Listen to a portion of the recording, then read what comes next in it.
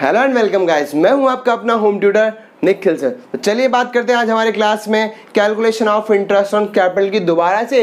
लेकिन क्वेश्चन में opening capital given नहीं होगा। कौन सा कैपिटल गिवन होगा? Closing capital. इसका क्वेश्चन हम लोगों ने अपने पिछले वाली क्लास में भी किया था। इस क्वेश्चन को और अच्छी तरह समझने के लिए पहले लास्ट वाला वीडियो देखेंगे तो ये क्वेश्चन और ज़्यादा अच्छी तरह समझ में आएगा। तो चलिए हमारा क्वेश्चन स्टार्ट करते हैं। A and B are partner, profit sharing ratio कितना है उनका? 3:1। क्वेश्चन पढ़ते हैं आगे।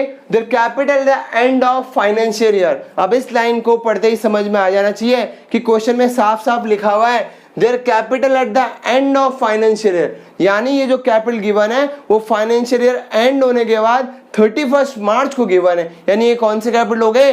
Closing capital. तो सबसे पहले क्या करते हैं हम लोग? क्लोजिंग कैपिटल को ही ऊपर ही ऊपर लिख लेते हैं। अमाउंट गिवन है 6 लाख एंड 3 लाख रुपीज। उसके बाद क्या करना है? उसके बाद बोल रहा है during the year as drawing were 80,000 and B drawing were 40,000 rupees. कल समझाया था क्लास में कि ड्राइंग को क्या करोगे? प्लस करोगे। 80,000 इसमें करना है और 40,000 रुपीज इसमें करना है। अब आगे बढ़ते हैं। The profit before charging interest on capital 80,000 rupees and this was credited to partners capital account. जैसा कि मैंने अपने आपको एप्रोप्रिएशन अकाउंट में सिखाया था कि प्रॉफिट जो है वो पार्टनर ही डिवाइड करते हैं, लेकिन एप्रोप्रिएशन के बाद में। तो इसने क्या किया? इंटरेस्ट ऑन कैपिटल चार्ज करने से पहले ही प्रॉफिट को पार्टनर्स कैपिटल में डिवाइड कर लिया। किस रेशियो में डिवाइड किया होगा? 3:1 में। तो ओपनिंग कैपिटल निकालने के लिए क्या करोगे? प्रॉफिट को माइनस करोगे। तो कर लेते हैं हम लोग। 80,000 रुपीज को पहले डिवाइड कर लो 3:1 के रेशियो में। किस में डिवाइड होगा? ए एंड बी में। तो किस तरह से करोगे?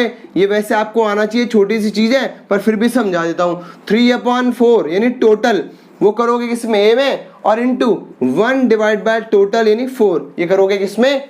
बी में। तो अमाउंट कितना आएगा? 60,000 रुपीज एंड 20,000 रुपीज। जो माइनस में है उनको मैं ब्रैकेट में लिख लेता हूँ। आज एक एडिशनल मैंने इसमें और ले लिया है एडिशनल कैपिटल के बारे में, ताकि आपको क्वेश्चन और अच्छी तरह समझ में आ जाए। तो बी ने इंट्रोड्यूस किया एडिशनल कैपिटल। कब किया है? 70,000 रुपीज का 1 अक्टूबर 2015 को। तो कर लेते हैं एडिशनल कैपिटल को। ए ने नहीं किया है, बी ने किया है। तो बी ने के अकाउंट में लिख लिया मैंने कितना? 70,000 रुपीज। क्या करना है? माइनस करना है। तो किस में लिखोगे? ब्रैकेट में। ये आपको फॉर्मेट में लास्ट वाली क्लास में अच्छी तरह समझा चुका हूं, इसलिए इसमें आपको ज्यादा डिटेल्स में नहीं बता रहा हूं। इससे क्या निकल जाएगा? Opening capital. इसको प्लस माइनस कर लेते हैं। कितना हो गया? 680 में 60 लैक्स करो, सॉरी, तो कितना आएगा? 6,20,000 रुपीज। इसको कर लो 3 लाख और 40, 340 में 20 लैक्स करो 320, फिर 320 में से वापस 70 माइनस कर लो, कितना रह जाएगा? 2,50,000 रुपीज। अब क्या करोगे? अब तो सिर्फ इंटरेस्ट का कैलकुलेशन करना है, जो हम लोग इजीली कर लेंगे। क्यों कर लेंगे इंटरेस्ट का कैलकुलेशन? अब क्योंकि क्या निकल चुका है? Opening capital. डेट क्या होती है ओपनिंग कैपिटल की? 1 अप्रैल। तो लिख लेते हैं ए और बी का इंटरेस्ट किस तरह से कैलकुलेट करेंगे। तो सबसे पहले क्या करोगे? ओपनिंग कैपिटल लिखोगे। डेट कौन सी है? 1 अप्रैल।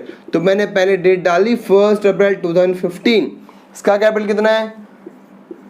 6,20,000 रुपीज। दूसरे का कैपिटल कितना है? 2,50,000 रुपीज। आप क्या करोगे? अब जिसने एडिशनल कैपिटल लगाया उसकी डेट देख लेते हैं, 1 अक्टूबर। तो लिखोगे 1 अक्टूबर 2015। अब क्या करोगे? किसने लगाया था? बी ने। ए ने कुछ भी एडिशनल कैपिटल नहीं लगाया। कितना लगाया था? 70। तो बताओ 1 अक्टूबर से पहले उसके पास कितने रुपए थे कैपिटल में? 250। उसके बाद कितने और लगा दिए? 70। तो 250 में 70 और इंक्लूड कर दिए तो कितना हो गया? 3,20,000 रुपीज। अब कैलकुलेट कर लेते हैं जो मैंने आपको समझाया था कि जो भी अमाउंट गिवन है उसको रेट से मल्टीप्लाई करना है तो इंटरेस्ट इजीली कैलकुलेट हो जाएगा। ये हमारे पास क्या है? Amount of capital. Rate question में गिवन है कितना?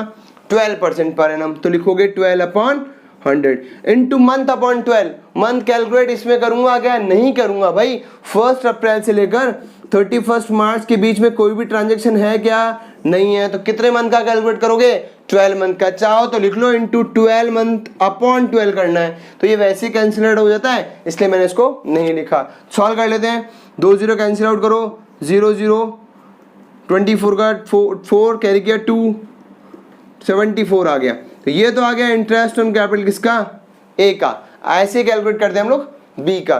2,50,000 इंटू रेट क्वेश्चन में गिवन है, सिर्फ अमाउंट को रेट से मल्टीप्लाई ही करना है। Into month upon 12। अब मंथ इंपॉर्टेंट है क्या? हाँ बिल्कुल है। क्यों? क्योंकि इसने 1 अक्टूबर को अपने कैपिटल में कुछ चेंजेस किए हैं। तो चेंजेस कब किए हैं?